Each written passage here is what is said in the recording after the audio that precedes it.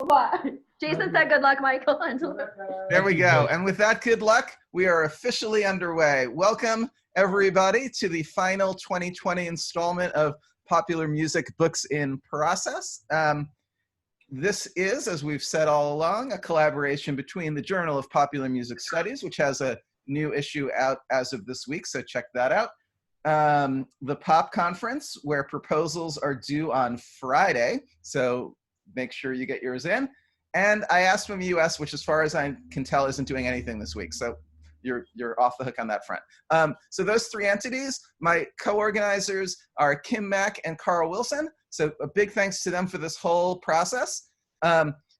Final reminder that if you want to be part of the series in 2021, we're asking people to get us proposals by tomorrow. We've had a good response, but that doesn't mean there's not room to hear from you. So please join in.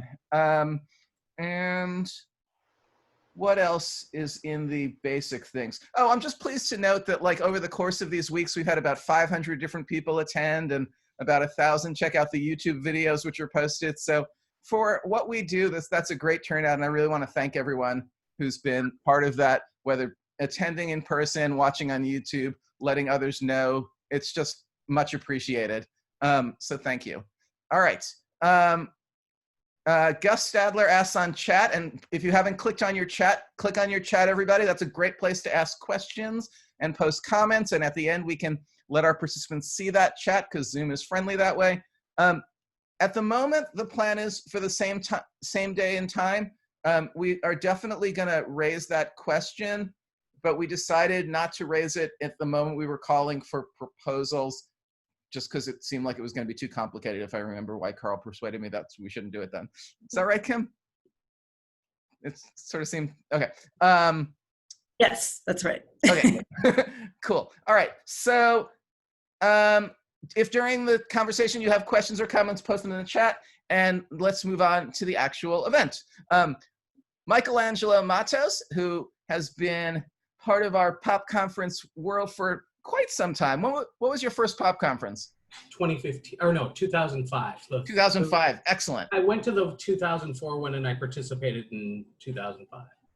No, I had gone actually starting with the second one, and then 05 is the first I presented. I'm going to just call you a pop conference lifer. Pop conference lifer Michaelangelo Matos has written a great new book called Can't Slow Down, How 1984 Became Pop's Blockbuster Year. And you don't have to take my word for it. There are fine reviews in places like Slate and fine critics' picks in places like Rolling Stone to vouch for it.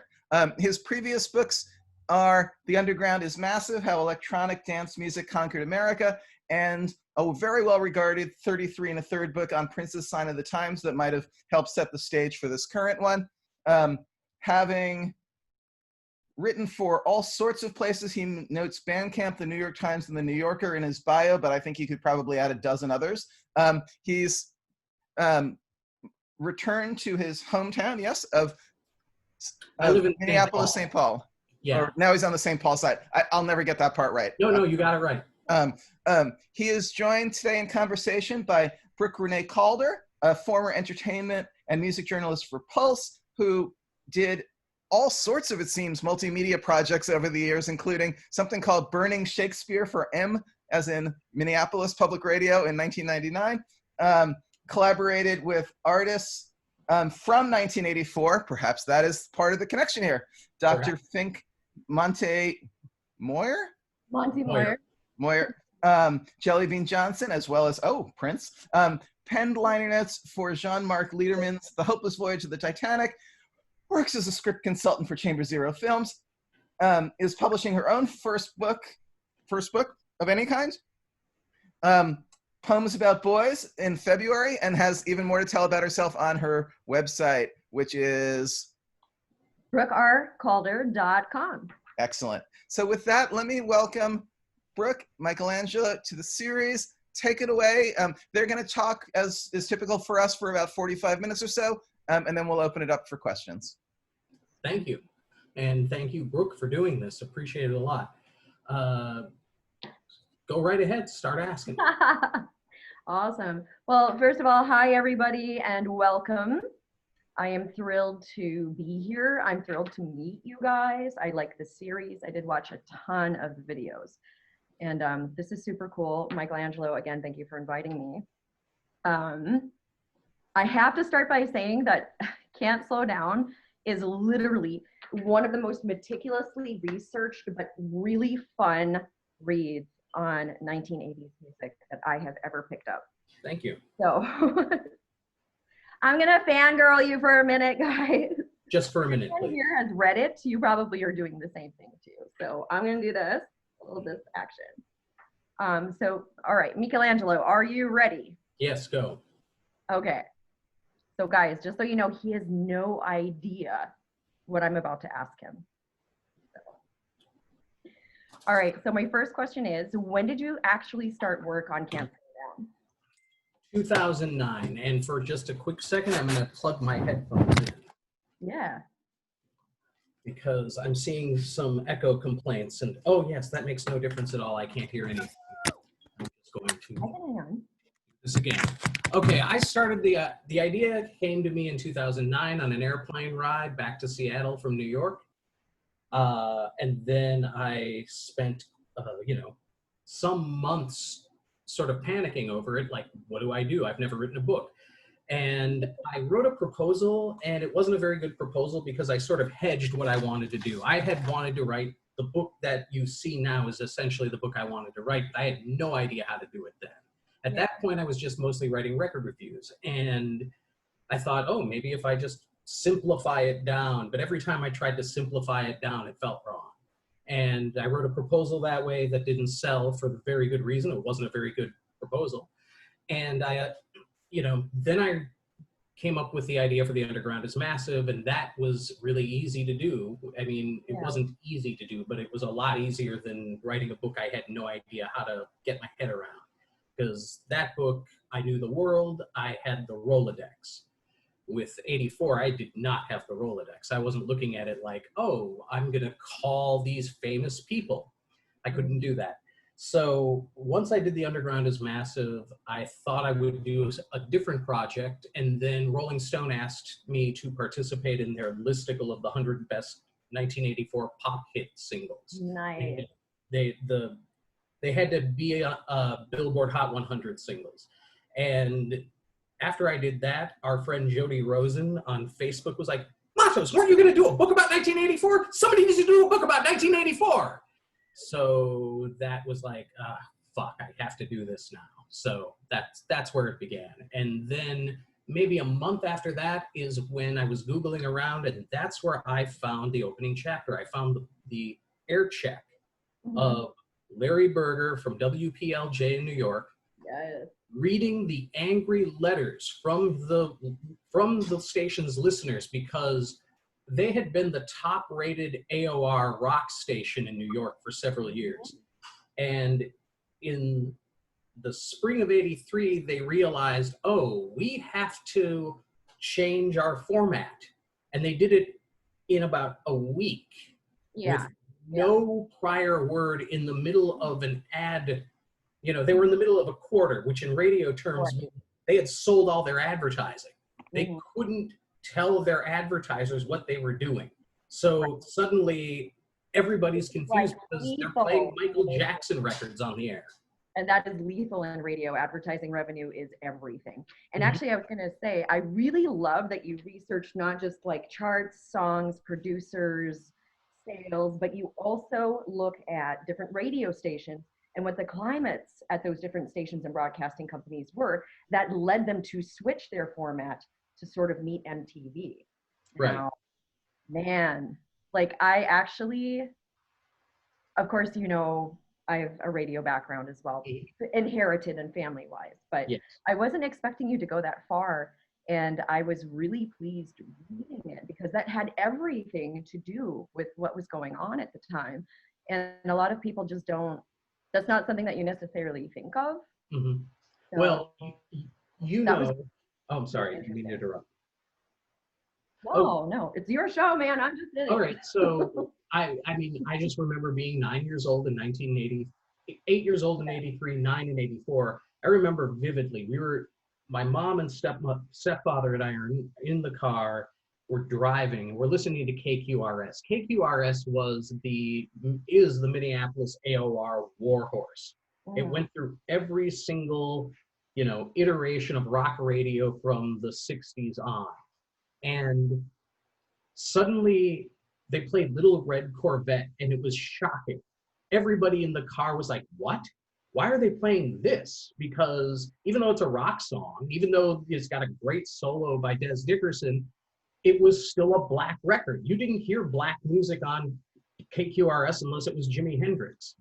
So that was extremely noticeable. It was like, it was night and day. Suddenly they were playing Culture Club records. And that lasted for maybe 2 years. So I was always fascinated by that. I always remembered that. And I always was curious about it. So when I started thinking about this book, that's where I went. I was looking at that. I remember once, years before, when I was visiting here, and I went to the Minneapolis Public Library and printed out, stuff from old city pages from that era, just because I was curious about it. I don't even think it was for a piece. And there was like this 2-page or a full-page spread, and it was like the top 92.5 songs of 1984, and it was an ad from KQ. Wow. And I remember showing this to people like, this is like another planet. There's Prince songs on here, and Michael Jackson songs on here, and Culture Club songs on here, and at no other point in history would this radio station be playing that stuff. Yeah. Quick question for you. If you had to estimate, how many books, magazines, different pieces did you compile? I mean, I know there's the glossary and all that, but if you, off the top of your head, can you tell us how many pieces, books, magazines, newsprint, microfiche? I didn't go through all of the stuff I gathered, because what I do is good. I was guessing. I went to the library so I moved back to the Twin Cities February of 16 at the beginning of the month. And I didn't move into the place I live until May. So I spent a lot of days just going to the library. I was shuttling between my 2 sisters one lives, in way outside of the Twin Cities where there's no bus service, and one lives in Richfield, or lived in Richfield, which is a first-ring suburb of Minneapolis, and very accessible by bus to the city. So whenever I'd go to my sister Alex's house, I would spend every day going to the library. And what I would do is I would just bring my phone, and I would take nonstop pictures of book pages, magazine pages, and the screen of the microfilm. So I gathered at least 3 times more stuff that I actually went through. Yeah. And I was thorough. I was meticulous. I went through they have the open stacks at the library, and they have ridiculous stuff. They have a complete run of Musician magazine. They have a complete run of Sepia magazine, which is an African-American journal from Houston, like a competitor to Ebony. And there was really interesting stuff in those. I got one really great piece of fact, a really great fact from the Music Trades. The Music Trades was literally a trade journal for instrument dealers. Like, I was like, what the hell's in here? And it turned out there was something in there that was really useful. Gotcha.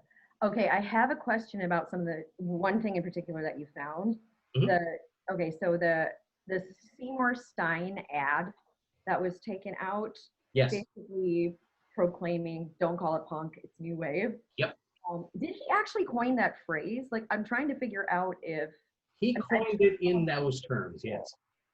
Yeah, that was his. I mean, he pushed that.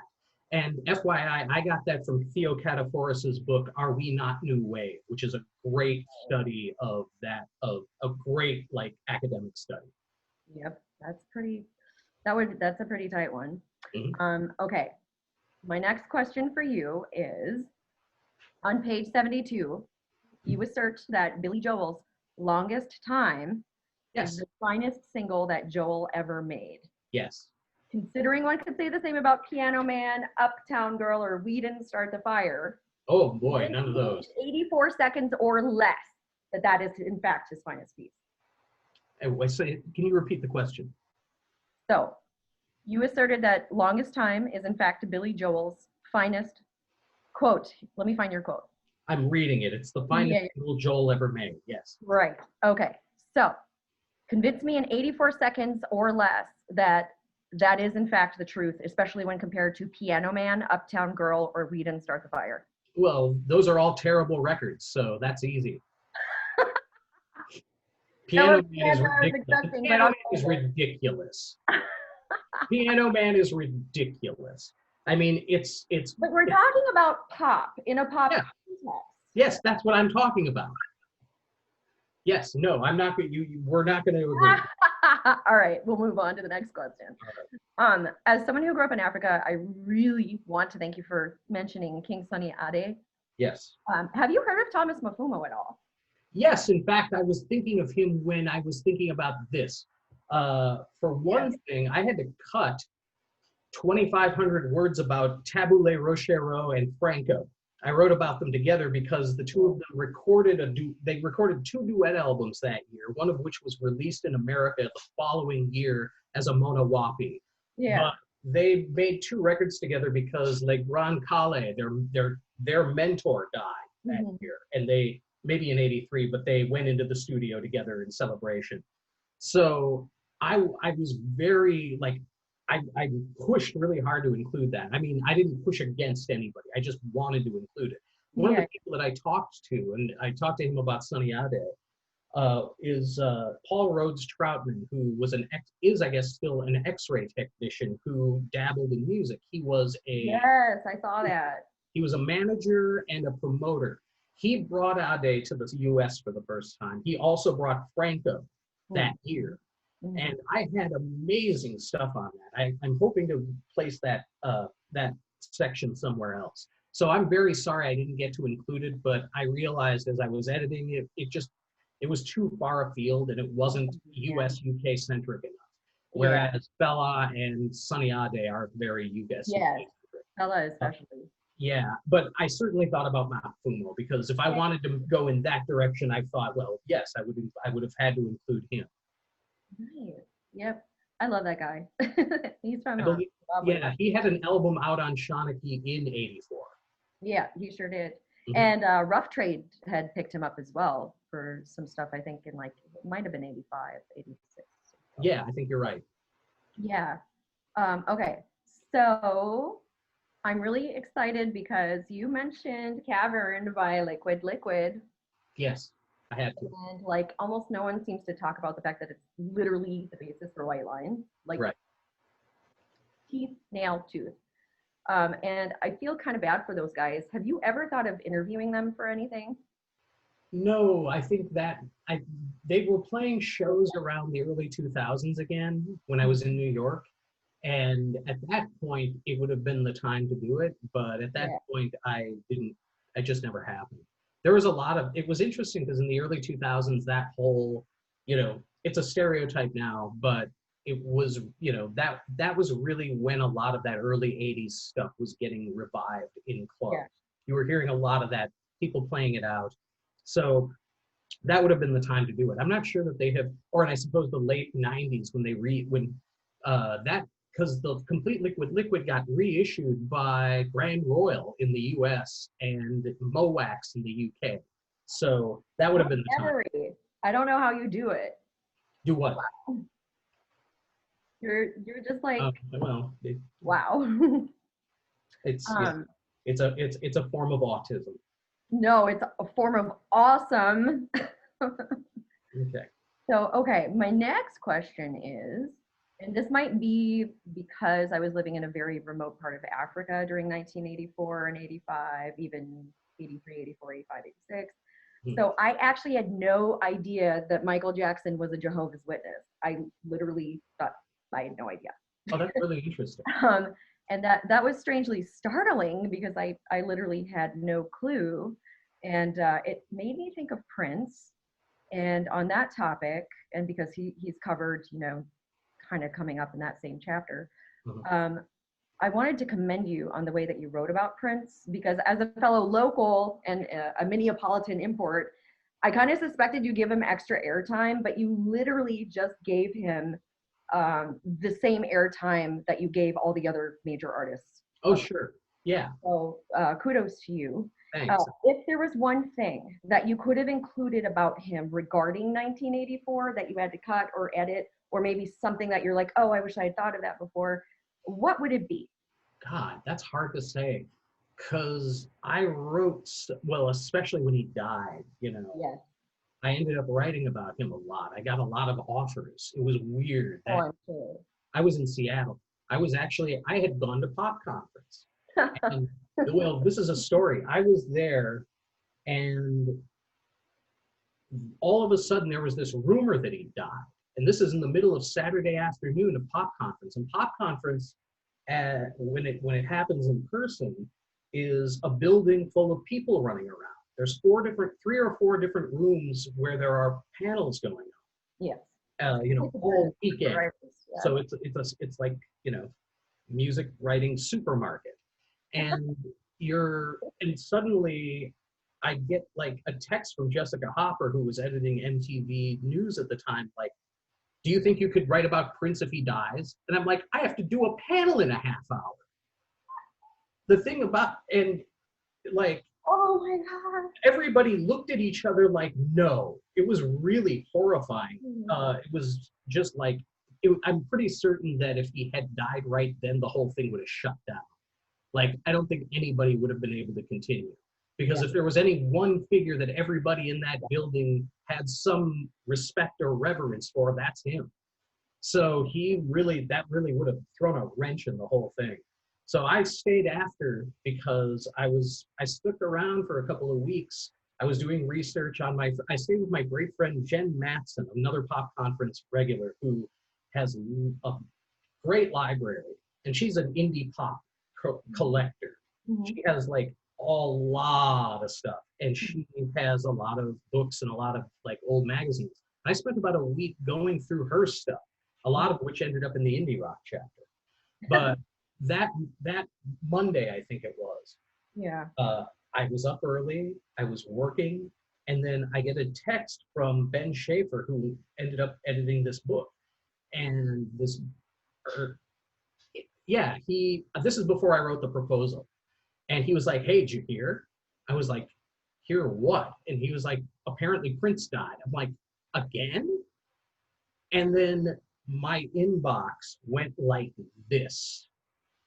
It was literally a dozen emails in a row from editors. Like, you want to write something about Prince? It was just like, I would like to process this before I write anything. Yeah. So that was difficult because I wasn't home. Like, I had just moved back to the Twin Cities, and I was just like hurting because I couldn't be at First Avenue's block party. I couldn't be with my people. So I don't know that there's anything from '84 specifically about Prince that I didn't include, but like I had done so much writing about him from that point on that I sort of cherry picked from, that there's not much I missed that I think that I wanted to say. Yeah. Well, that's bonus, so we're good. Yeah. Yeah, that was a tough thing for our whole city, and I think for pop music fans and rock fans and all genres. It's a blow. I mean, a lot of people, whether you love him or not, most people have respect for him.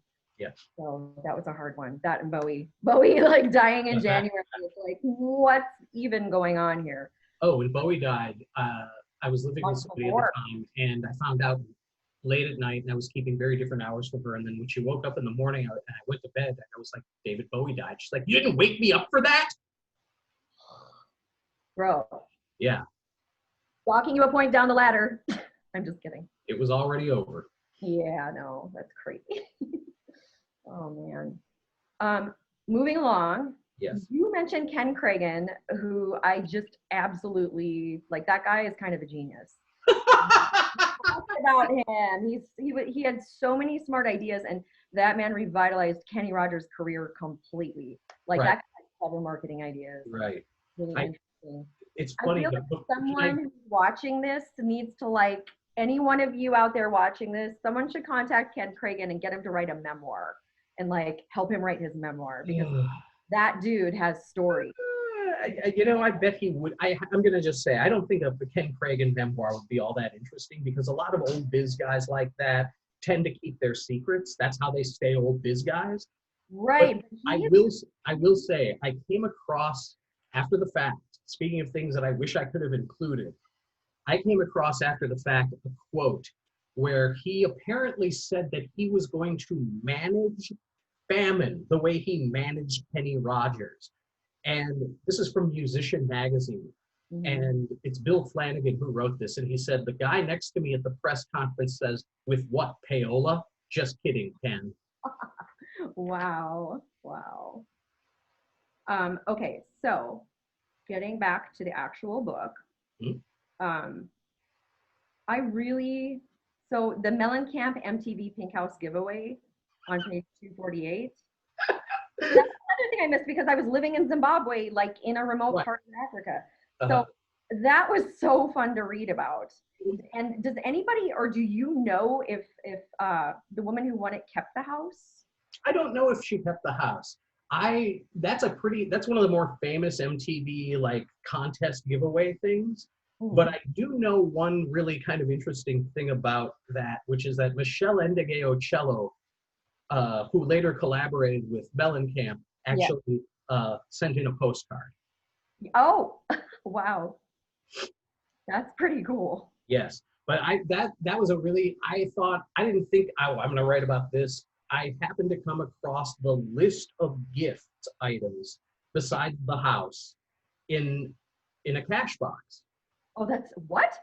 In Cashbox, yeah. Like that was, so much of the book was I found things in the trades, and I had not read many trades prior to this. And Eric's book, Top 40 Democracy, has a lot of stuff in it from various trade magazines. And so I was like, wow, that's, I knew I was going to go through Billboard. And what happened is there's this website it's now called World Radio History, but at the time it was American Radio History. So they have uploads of PDFs of just about every trade magazine on earth that you can think of.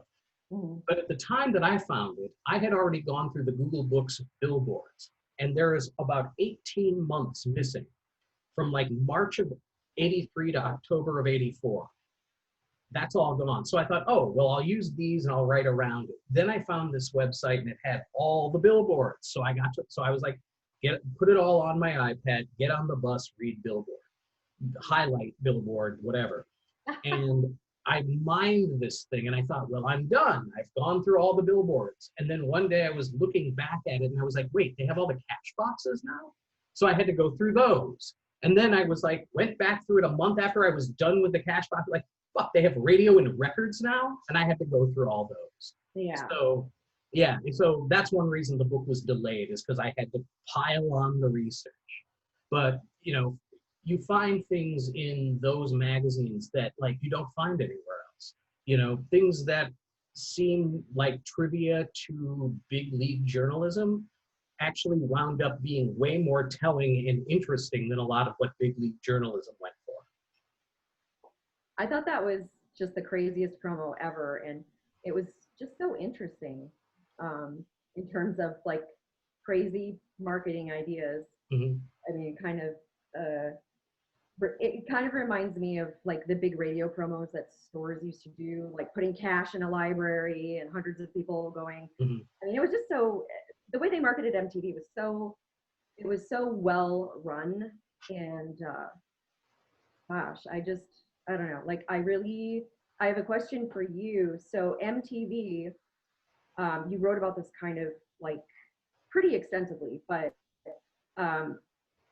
why do you personally think, so we had Ted Turner who introduced the CMC concept, the cable music, and the Discovery Music Network came along and said, oh, we're going to do a music videos channel too. Yes. Why do you think they failed? Ooh, great question. Number one, they'd been pipped to the post. There was literally no room for another all music video network that wasn't target marketed, which neither of those were. VH1 debuts because it's targeted to adults, and it's MTV's, so they have like, they've got the on-ramp ready. And Turner, it's funny, I say this in the book more or less, which is I used to watch Night Tracks. I always thought Night Tracks was way better than MTV. No VJs, just videos, all sorts of things.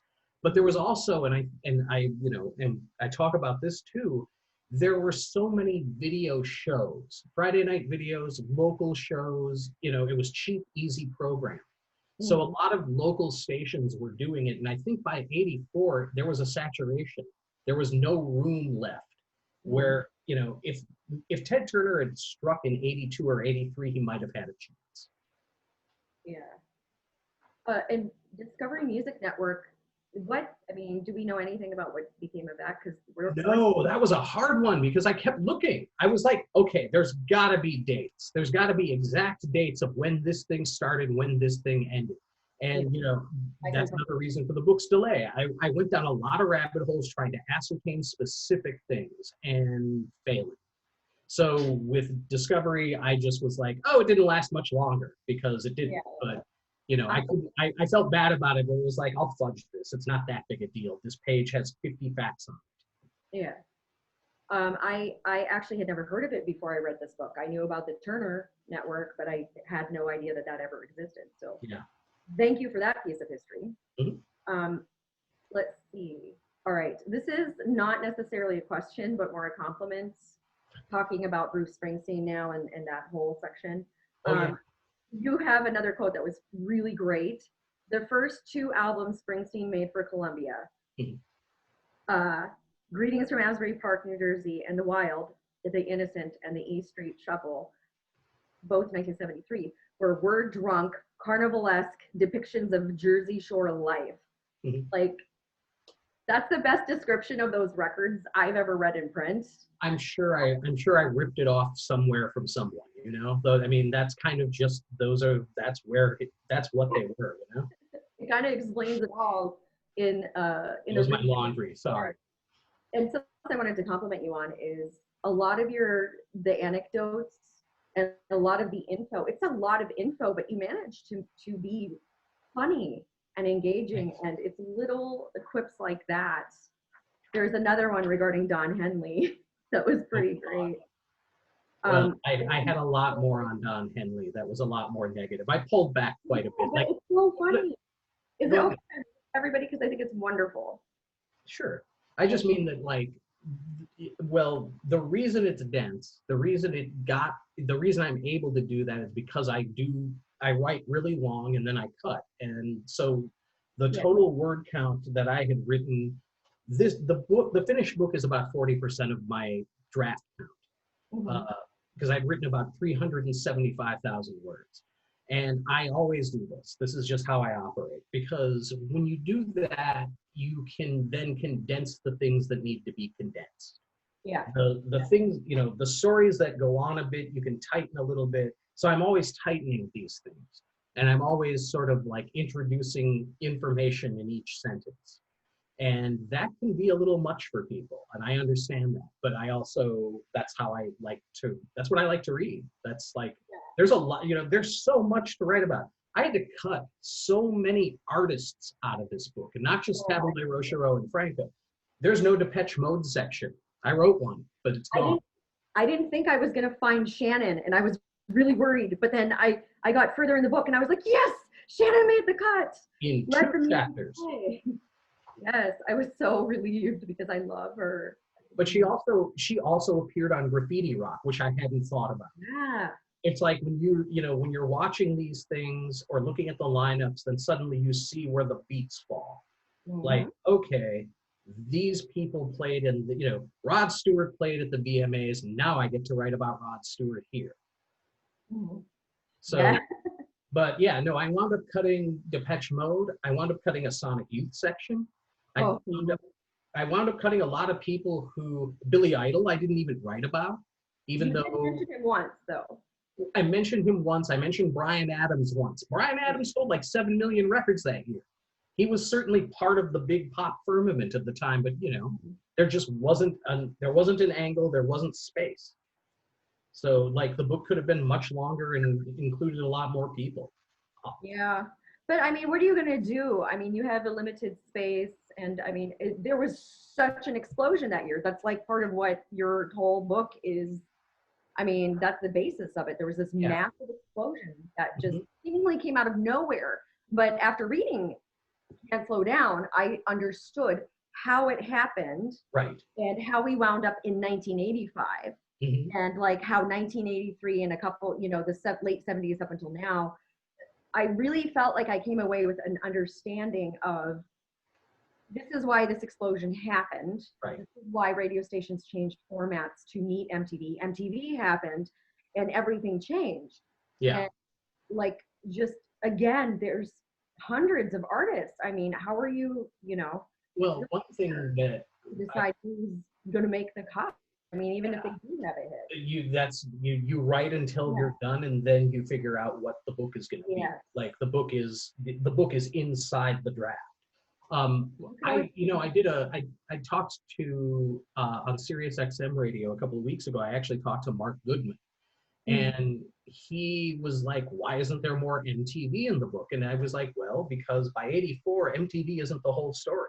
For a couple of years there, it is the whole story. By '84, it's a cog in the machine. Yeah. It's a big cog, but it's a cog. There's a lot else going on. And I want, and to what you said earlier about radio, I did want to make it pretty radio centric because that's where people were encountering it. Most people in America didn't have cable in 1984. Less than half of America had cable. Yeah. And it's interesting, like pretty much everyone now has cable. It's just almost a given. Yes, totally. Like cell phones, and we grew up during such an interesting time. And being in 1984 and bearing witness to all these technologies developing, it was just, and how that influenced music. Also, I want to thank you for talking about the Fairlight, because you mentioned the Fairlight like a number of times, and every single time. So the two words, Fairlight synthesizer, definitely warmed my heart, but it was so pivotal. Yes. To 1984 and to so many hit songs in 1984. Yeah, and it was also, the technology generally was changing, and I had to account for that, because that's what changed about music the most. I mean, MTV as well, but and I've made this mistake too a lot in my career. Many times people take that very, like oh God, I wrote about it in The Wire, what kind of a snare? The gated snare sound. Yes. The gated snare sound. And it sounds very artificial. So I, like a lot of people, thought, oh, those are syn drums. Those are the drum machines. A lot of records that have that sound are not made with drum machines. They were made with live drums. They were just processed at certain. Processing with effects. Right. But it's a real easy thing to say, oh, everything was canned and everything came out of machines. And in many cases, that just wasn't true. So I feel like part of the thing about, you write a book to learn. You don't write a book because you write a book to learn. And I wanted to, the learning part of it for me, one big learning part was distinguishing those things. And I think having that in the book is helpful, because it will maybe, it's not going to be as easy to just say, oh, Like a Virgin has a drum machine on it. It doesn't have a drum machine on it. It has a live drummer. It just sounds like a drum machine. Yeah, I think that's Stephen Bray. No, that's Tony Thompson. Thank you. That's a chic all the way. Nile Rodgers. Yes, one of my favorite recurring presences in the book. Was you can't write a chapter about Nile Rodgers, but Nile Rodgers shows up all over every other chapter, as it should be. Yeah, he's a pivotal character. Yeah. Oh, speaking of which, I will one very quickly. I want to say my favorite thing about, I feel like the denouement of the Fairlight was when Arthur Baker told me that the Fairlight that they had in the studio when they were making the Hall & Oates record, Big Bamboon, became, as he put it, the world's most expensive plant stand. Pretty much. Yeah. Kate Bush used that pretty extensively and pretty early on, as well as Peter Gabriel. And God, those records are just brilliant. Mm-hmm. And I'm just so glad that you took time to talk about all different synthesizers and all the tech and effects and all the things and the science and the instruments in it. Really, that absolutely comes out of my dance music background. Yeah. It comes out of me being a DJ music aficionado and a house and techno guy. And it comes out also of me wanting to do some correcting of the rock narrative. Yeah, thank you. Yep. We were talking about Nile Rodgers. Yeah. This totally cracked me up. I'm going to flash back to page 33. Okay. So your cross quote of Duran Duran's John Taylor meeting Madonna for the first time with Nile Rodgers. I'm not going to spoil it. Like, you guys need to read the book, but I was like, oh, that's so Madonna. Yeah. It's hysterical. And little anecdotes like that just make this book. They're like tiny Easter eggs, and y'all have to read the book. That's very already have, but that's that whole chapter. Like, that was pretty fun. I want to acknowledge that story came from John Taylor's memoir. And John Taylor from Duran Duran, one of the things that I really enjoyed about writing this was, like, I'm not a huge Duran Duran fan. I like the singles. But reading about them, reading their interviews, reading John and Andy Taylor's memoirs gave me such a deeper appreciation for them, because you don't see that many gigantic rock stars who genuinely like their fans the way those guys do. They love their fans. And they are real serious music lovers. They're not screwing around. They're like, they love what they do. They know the lineage. I mean, it isn't as if any other musician doesn't do that, but they've always been enthusiastically geeky about what they care about musically. And that endeared them to me a lot. And also the John Taylor memoir is a lot of fun. He has a pretty good perspective on things. Yeah, I haven't gotten to that one specifically yet, but it's definitely on my list of, that would be an interesting read. Yeah, it's fun.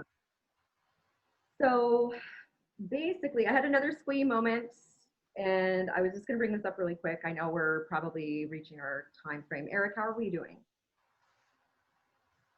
Yeah, you probably want to kick it off for questions pretty soon. We've got a bunch of people in the chat looking to ask some questions about framing and different aspects.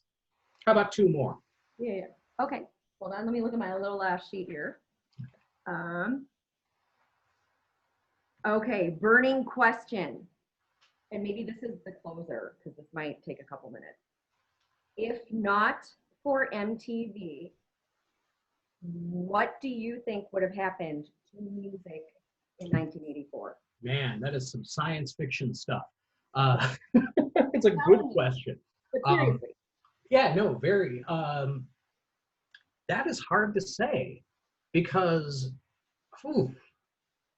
I'm sorry. No. It's a big question, and it's not one that I had thought about, because the things that make 84 happen are synergistic with MTV, Thriller, and a few other things.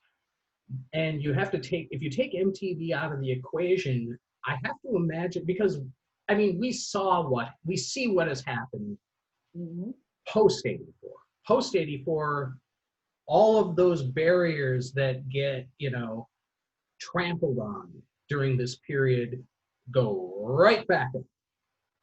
So my sense is that they would have just stayed up, I don't know. I mean, Thriller would have sold a lot of copies. Thriller was going to be a blockbuster no matter what. He was Michael Jackson.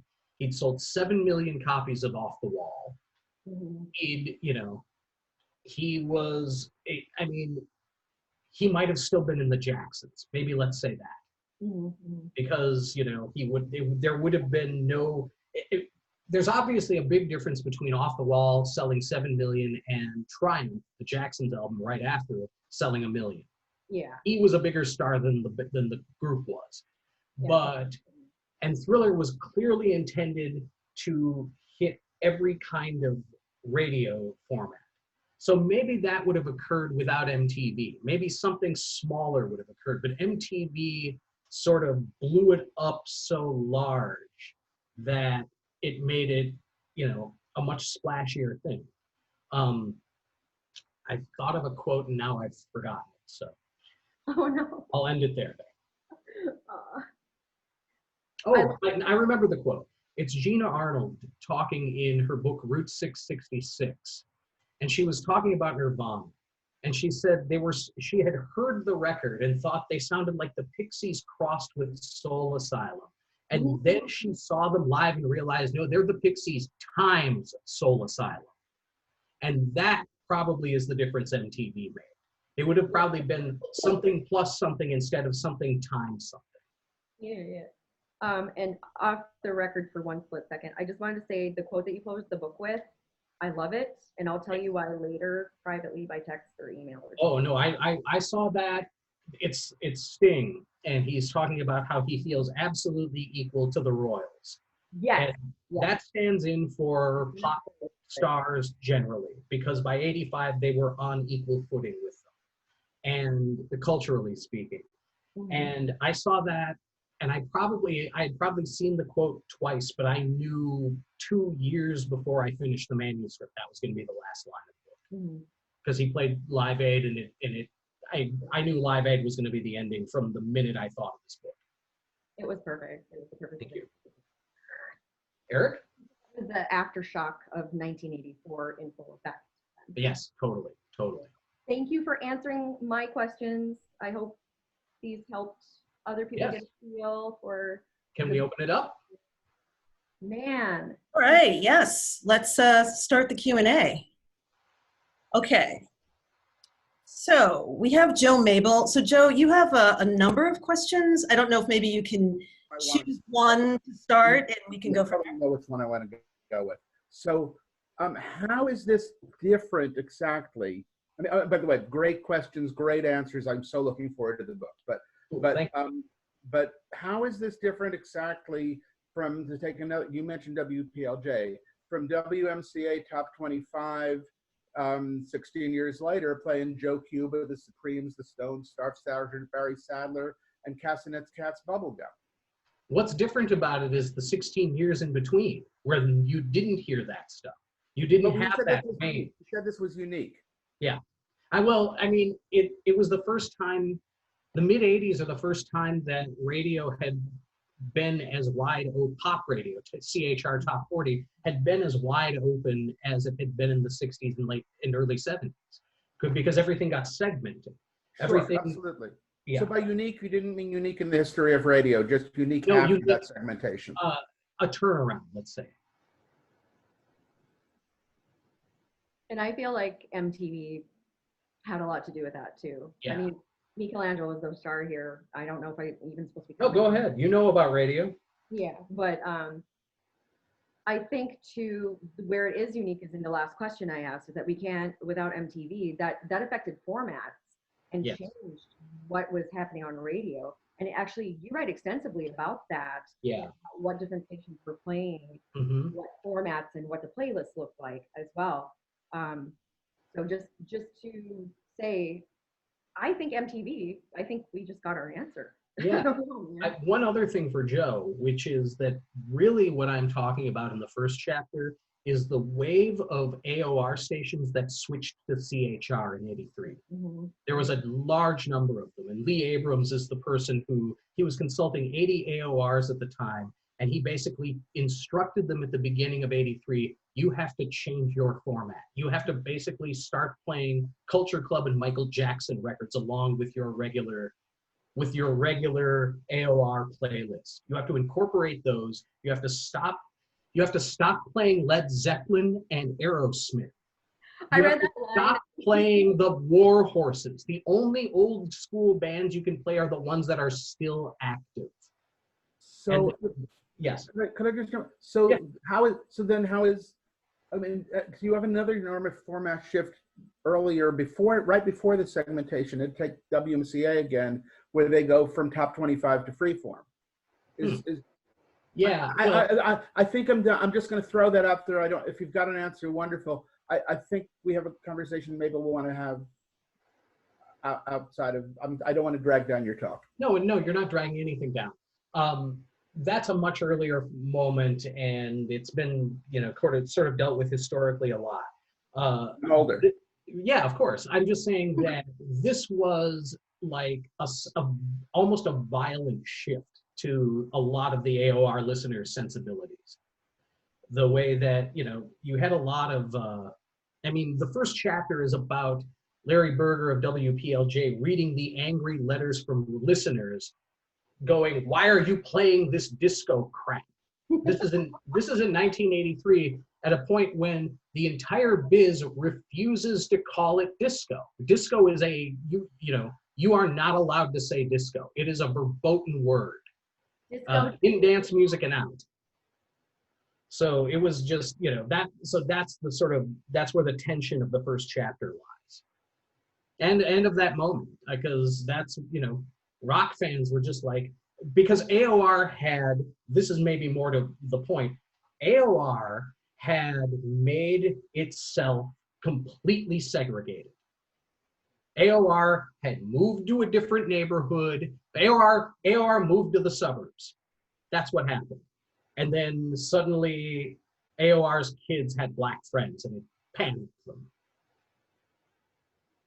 Wow, that was a great question. Thanks for asking that, Joe. Yeah. It's really thought-provoking. LB Johnson has a question. Do you want to unmute and ask?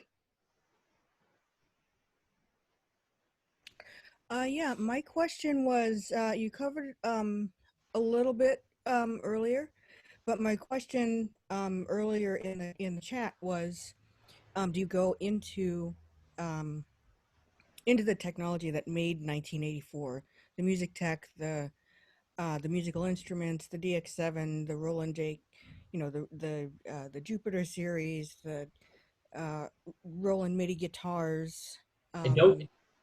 I don't mean to interrupt you. I can tell you what I cover.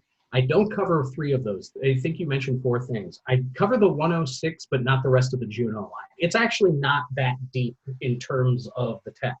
It's fairly surfacey. I talk about SSL. I talk solid state logic, which is where the innovation in automated recording consoles, which allowed you to save a version of a track and then recall it, so that you could do multiple versions of a track, multiple mixes, and that changed things a lot. And I talk about synthesizers, I talk about MIDI, but it's not Super 84 specific in terms of what the emerging technology was that year. So I don't talk about MIDI guitars. I talk about what the instruments, I talk about certain things that affect the making of music up to 84 and then play a role in 84. So I had to cut, I should say, the second chapter is where I talk about a lot of this. And the second chapter is keyed to the Sony Betamax victory in the Supreme Court, which happened in January of 84. So that's like the catch-all tech chapter. So I deal with a lot of it there, but I had to cut that chapter in half. My editor was like, do you really need this? It was like, yeah, I really need this. It's all kind of a dump. I get that.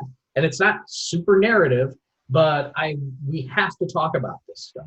So I don't talk about it in the level of detail of those are all great things that bear a lot more discussion than I give those things, but I do discuss certain things in the book. I was going to say, it's a great question. Thank you. Yeah, wonderful question. And as a musician, I loved reading about that stuff. And I'm with you, sister. I want to know all the text and all the details. But oh my gosh, there's just so much. I mean, there's so many songs. So yeah, I'm just glad that you wrote about the different things that you did. Yeah, I mean, and some of it was just, I wrote about the Juno 106 because I found this wonderful, it's interesting. A lot of mainstream music magazines had year reviews in that period, way more than I was expecting. Melody Maker had a regular tech section where they reviewed all the new instruments. Yeah. And this was a bull market at the time. This stuff was coming out so fast. Mm-hmm. And when MIDI hit, everybody could use everything. So, it just exploded at that point. But I found a Juno 106 review in Melody Maker with some really, really good lines in it that I just wanted to use. Oh. Mm-hmm. LB, it's nice to meet you. Yes. Thank you. You too. It was a great time to be a young keyboardist. I'll just leave it at that. For sure. Okay, Michael Barkley has an interesting sort of process question or series of sort of big questions that are good. If you want to unmute.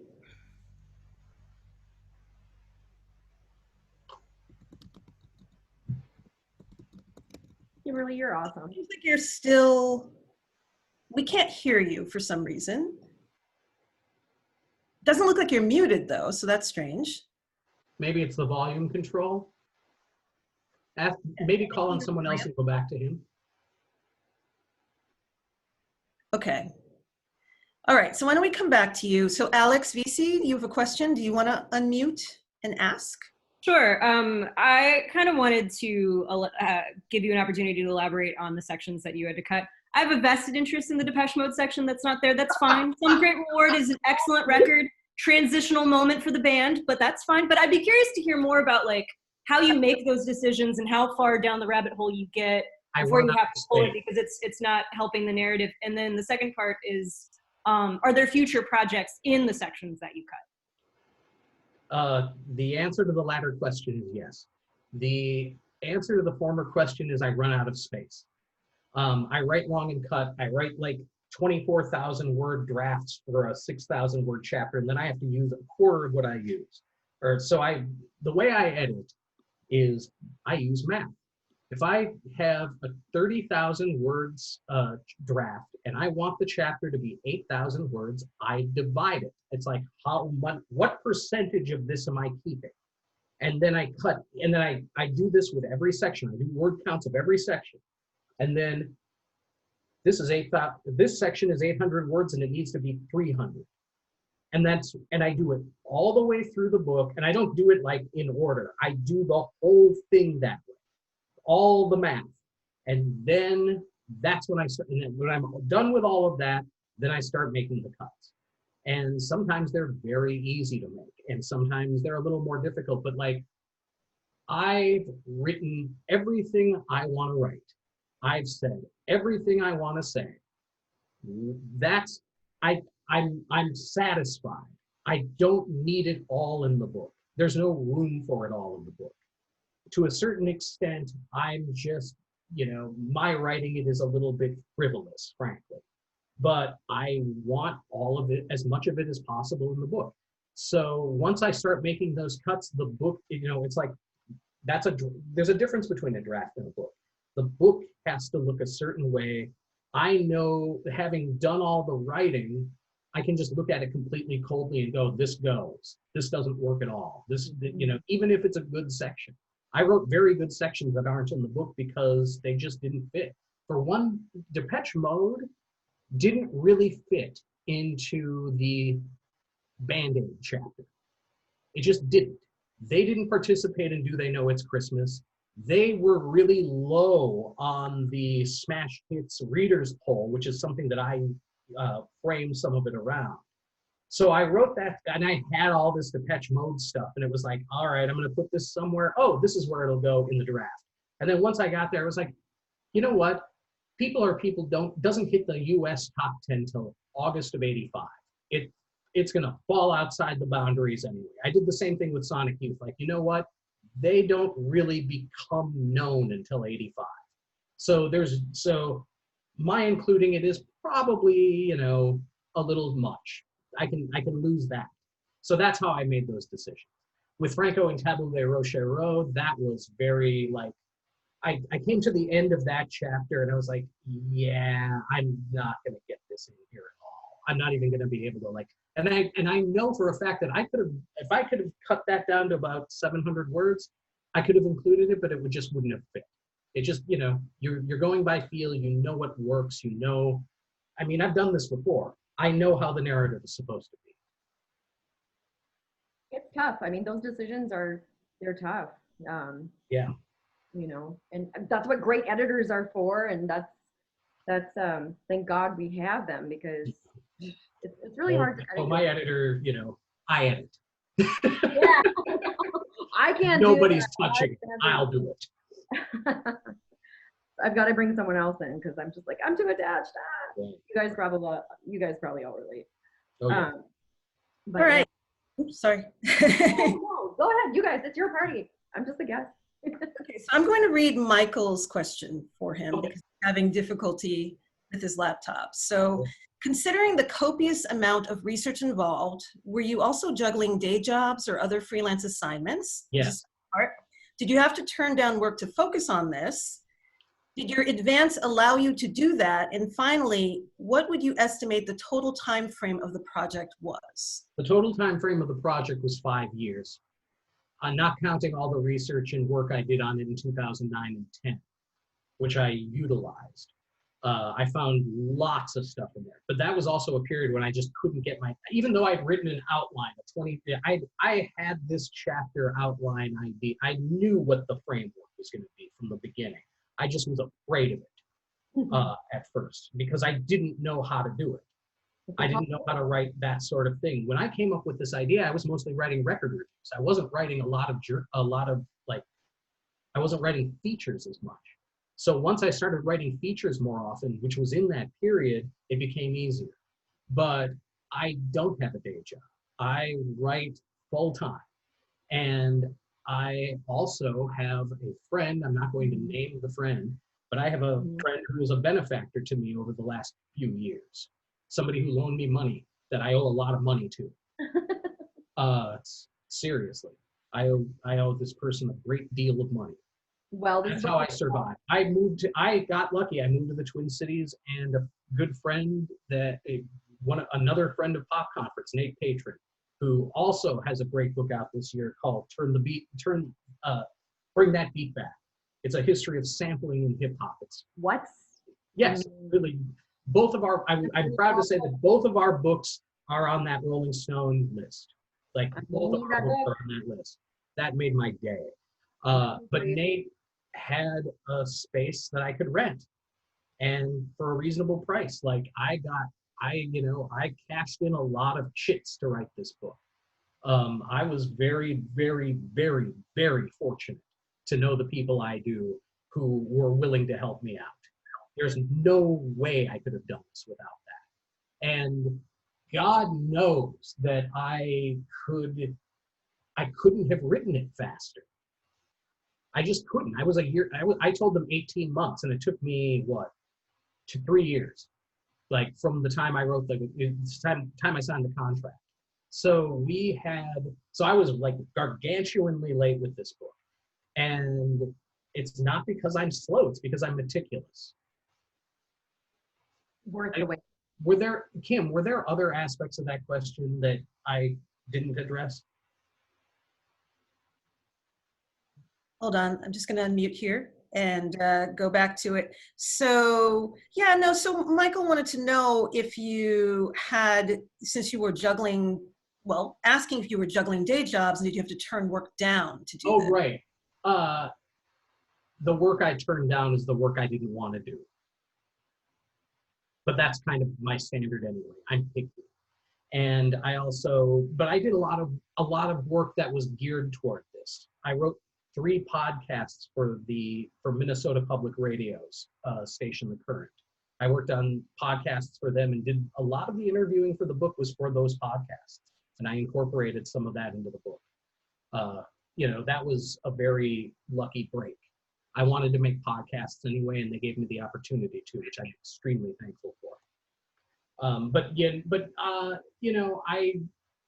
Things like, I would get offered things like, oh, do you want to I would get offered junkets that I didn't really have any interest in. Those are the things I would just say, yeah, I'm busy with the book. I can't do this. He also asked sort of a practical question about the advance, and if the advance helped you to do that, which I think is a fair question. The advance helped me for about 6 months. Okay. I mean, I'm not sneezing at the advance. I'm just saying, you get your money in thirds. The first third of it is not going to get you through 3 years. Just isn't. Yeah, this is, I can well see from reading that it was, the research that went into this book is just crazy and really important too. You're preserving music history in the process, because now we can have a clear understanding of how all of this happened. Right. Well, and so much of this, wonder why that happened now. I right. know.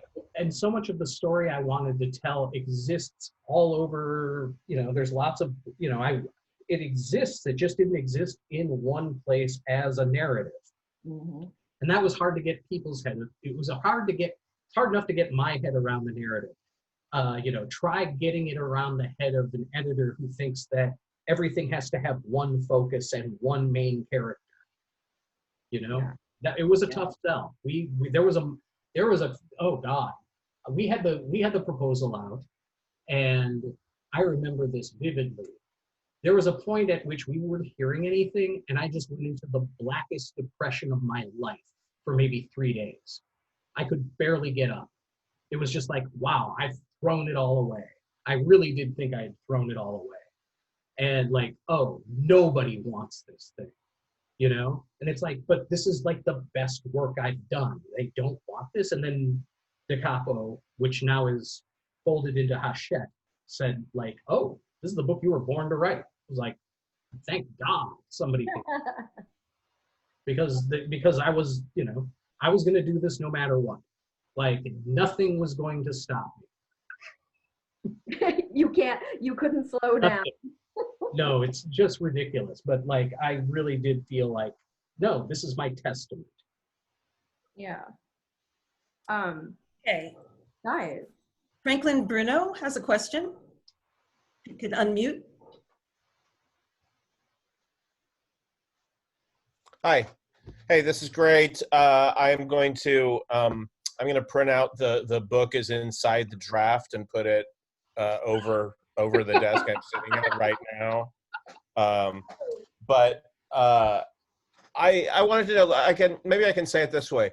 A certain amount of criticism and writing from the 80s and 90s could be thought of as the equivalent of those angry callers. Oh, yeah. Right?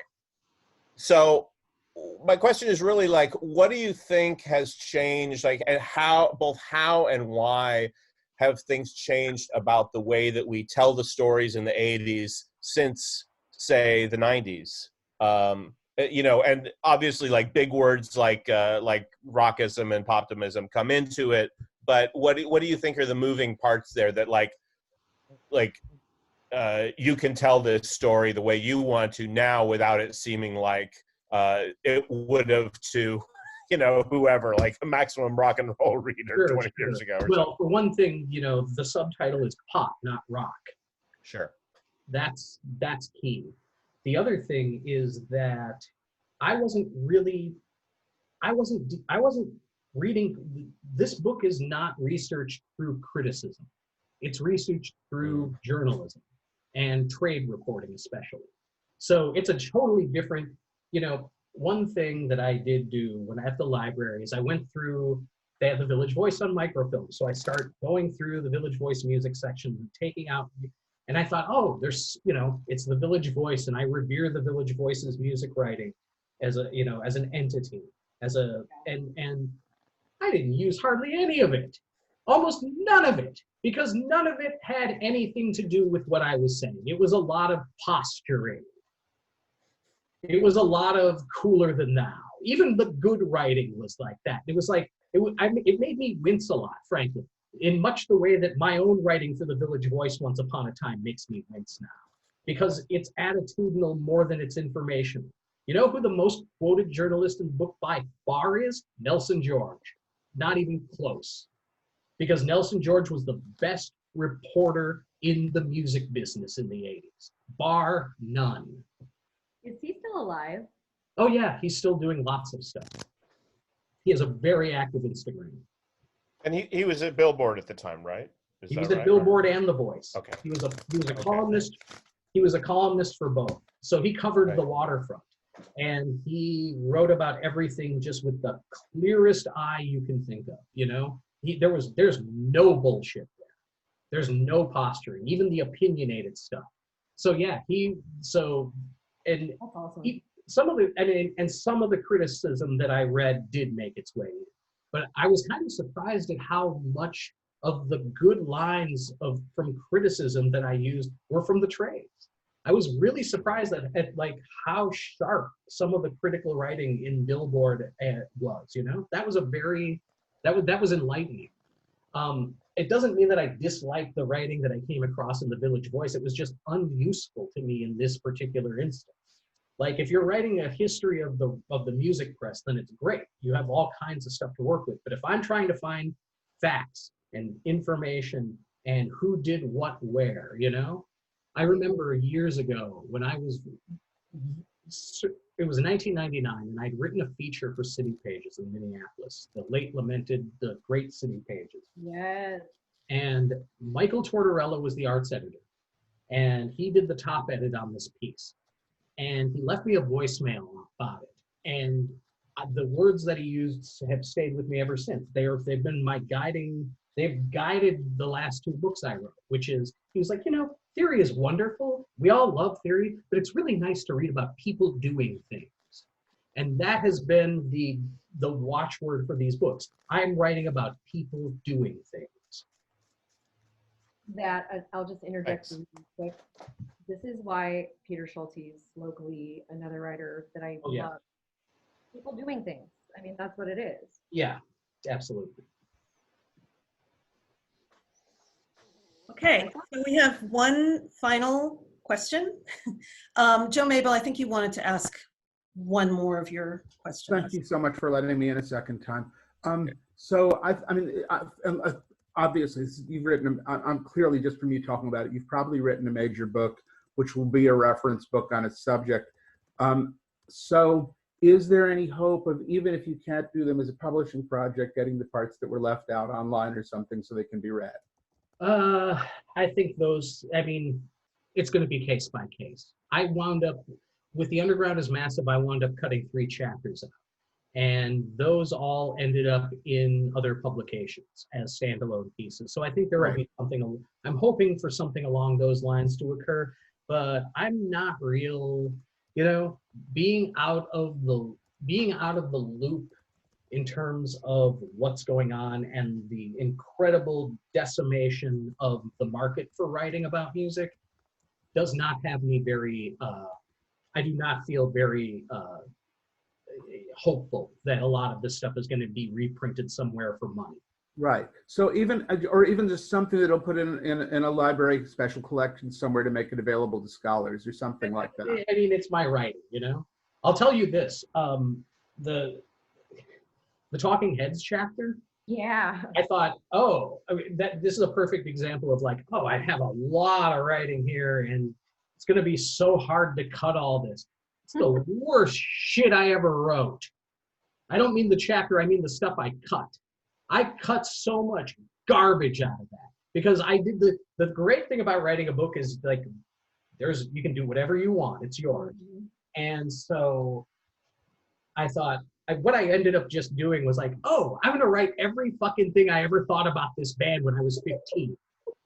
Yeah, well, I did, and it sucks. So that all went. It's always terrible when you realize. And, you know, I say, oh, I cut these sections, and I think they're good sections, but I might even be wrong about that. All right. Well, thank you so much. On that note, we will end. And thank you so much to Michaelangelo and to Brooke. That was great. And just one final reminder that tomorrow is the deadline for the